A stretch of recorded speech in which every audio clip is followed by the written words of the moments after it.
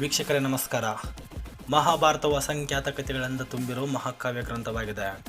ಮಹಾಭಾರತವು ಧಾರ್ಮಿಕ ಸನ್ನಿವೇಶದಲ್ಲಿ ಮಾತ್ರವಲ್ಲದೆ ಪೌರಾಣಿಕ, ಐತಿಹಾಸಿಕ ಮತ್ತು ತಾತ್ವಿಕ ಅಂಶಗಳನ್ನು ಹೊಂದಿದೆ. ಹಿಂದಿನ ಯುಗಕ್ಕೂ ಸಂಬಂಧಿಸಿದಂತಹ ಲೆಕ್ಕವಿಲ್ಲದಷ್ಟು ಕಥೆಗಳನ್ನು ನಾವು ಮಹಾಭಾರತದ ಕಾವ್ಯದಲ್ಲಿ ನೋಡಬಹುದಾಗಿದೆ. ಮಹಾಭಾರತವು ಗತಕಾಲದ ಇತಿಹಾಸವನ್ನು ಮಾತ್ರವಲ್ಲದೆ ಕಲಿಯುಗದಲ್ಲಿ ಜೀವನ ಶೈಲಿಯ ಕುರಿತು ಒಂದು ದೃಷ್ಟಿಕೋನವನ್ನು ನೀಡುತ್ತದೆ.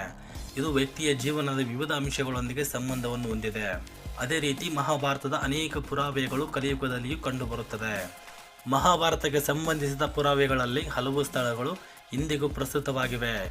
ಮಹಾಭಾರತದಲ್ಲಿನ ಉಲ್ಲೇಖಿಸಲಾದ ಈಗಿನ ಸ್ಥಳಗಳು ಯಾವ್ಯಾವು ಎಂಬುದನ್ನು ಈ ವಿಡಿಯೋದಲ್ಲಿ ತಿಳಿಸಿಕೊಡೋ ಪ್ರಯತ್ನ ಮಾಡ್ತೀನಿ. ದಯವಿಟ್ಟು ವಿಡಿಯೋವನ್ನು ಕೊನೆವರೆಗೆ ನೋಡಿ. ಸ್ನೇಹಿತರೆ, ಮಹಾಭಾರತದಲ್ಲಿನ ತಕ್ಷಶಿಲೆ ನಗರದ ಉಲ್ಲೇಖವನ್ನು ನೀವು ಕೇಳಿರಬಹುದು. ಇದು ವಿಶ್ವದ ಮೊದಲ ವಿಶ್ವವಿದ್ಯಾಲಯವನ್ನು ಹೊಂದಿರುವ ಸ್ಥಳವಾಗಿದೆ. ಮಹಾಭಾರತದ ಕಾಲದಲ್ಲಿ ತಕ್ಷಶಿಲೆಯು ಗಾಂಧಾರ ಪ್ರದೇಶದ ರಾಜಧಾನಿಯಾಗಿತ್ತು. ಪಾಂಡವರ ವಂಶಸ್ಥನಾದ ಜನಮೇಜಯನು ಸರ್ಪಯಜ್ಞವನ್ನು ಮಾಡಿದ ಸ್ಥಳವೇ ಈ ತಕ್ಷಶಿಲೆ. ಈ ಸ್ಥಳದಲ್ಲಿ ಸಾವಿರಾರು ನಾಗಗಳು ಸುಟ್ಟು ಬೂದಿಯಾದವು ಎನ್ನುವ ಉಲ್ಲೇಖಗಳಿವೆ. ತಕ್ಷಶಿಲೆಯನ್ನು ಪ್ರಸ್ತುತ ತಕ್ಷಶಿಲೆ ಎಂದು ಕರೆಯಲಾಗುತ್ತದೆ. ಮೊದಲು ಈ ನಗರವು ಭಾರತದ ಪಂಜಾಬ್ನಲ್ಲಿತ್ತು. ಆದರೆ 1947ರಲ್ಲಿ ಭಾರತ ವಿಭಜನೆಯ ನಂತರ ಈ ಸ್ಥಳವು ಈಗ ಪಾಕಿಸ್ತಾನದ ರಾವಲ್ಪಿಂಡಿ ನಗರದಲ್ಲಿದೆ. ಇನ್ನು ಪಾಂಡವರನ್ನು 13 ವರ್ಷಗಳ ಕಾಲ ವನವಾಸಕ್ಕೆ ಕಳುಹಿಸಿದಾಗ ಈ 13 ವರ್ಷಗಳಲ್ಲಿ 1 ವರ್ಷ ವನವಾಸದ ದಿನಗಳಾಗಿತ್ತು. ಇದರರ್ಥ ಪಾಂಡವರು ತಮ್ಮ ಗುರುತನ್ನು ಮನೆ ಮಾಡಿ 1 ವರ್ಷ ಎಲ್ಲೂ ವಾಸಿಸಬೇಕಾದ ಸ್ಥಿತಿ ಇತ್ತು. ಪಾಂಡವರು ತಮ್ಮ ಅಜ್ಞಾತವಾಸಕ್ಕಾಗಿ ಅರವಳಿ ಬೆಟ್ಟಗಳ ಮಧ್ಯದಲ್ಲಿರುವ ವಿರಾಟ್ ನಗರವನ್ನು ಆರಿಸಿಕೊಂಡರು. ಮಹಾಭಾರತದ ಕಾಲದ ವಿರಾಟ್ ನಗರ ಪ್ರಸ್ತುತ ರಾಜಸ್ಥಾನದಲ್ಲಿದೆ. ಜೈಪುರ ಮತ್ತು ಸುತ್ತಮುತ್ತಲಿನ ನಗರಗಳನ್ನು ಆ ಸಮಯದಲ್ಲಿ ವಿರಾಟ್ ನಗರದ ಅಧಿಕಾರ ವ್ಯಾಪ್ತಿ ಎಂದು ಪರಿಗಣಿಸಲಾಗಿದೆ. ದ್ರೌಪದಿ ಪಾಂಚಾಲ ದೇಶದ ರಾಜ ದ್ರುಪದ ಮಗಳು. ಪಾಂಚಾಲ ದೇಶದ ರಾಜಕುಮಾರಿ ದ್ರೌಪದಿಯ ಮನೆಯನ್ನು ಕಲಿಯುಗದಲ್ಲಿ ಬೇರೆ ಹೆಸರಿನಿಂದ ಕರೆಯಲಾಗುತ್ತದೆ.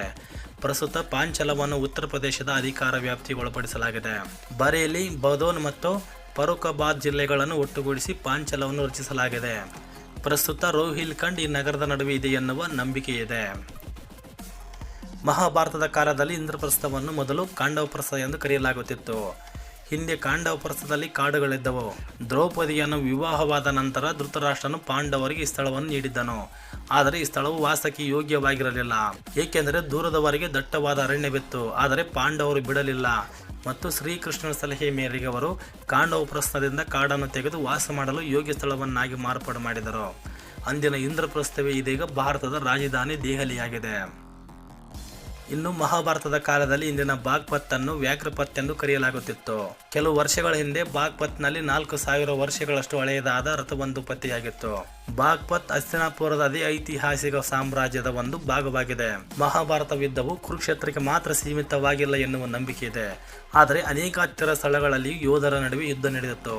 ಅಂತಹ ಸ್ಥಳಗಳಲ್ಲಿ ಬಾಗ್ಪತ್ ಕೂಡ ಸೇರಿದೆ ಎನ್ನಲಾಗಿದೆ. ಸ್ನೇಹಿತರೆ, ಈ ವಿಡಿಯೋ ಇಷ್ಟ ಆದರೆ ಲೈಕ್ ಮಾಡಿ, ಶೇರ್ ಮಾಡಿ, ತಪ್ಪದೆ ನಿಮ್ಮ ಅಭಿಪ್ರಾಯಗಳನ್ನು ಕಾಮೆಂಟ್ ಮಾಡಿ ಮತ್ತು ನಮ್ಮ ಯೂಟ್ಯೂಬ್ ಚಾನಲನ್ನು ಸಬ್ಸ್ಕ್ರೈಬ್ ಮಾಡೋದನ್ನು ಮಾತ್ರ ಮರಿಬೇಡಿ.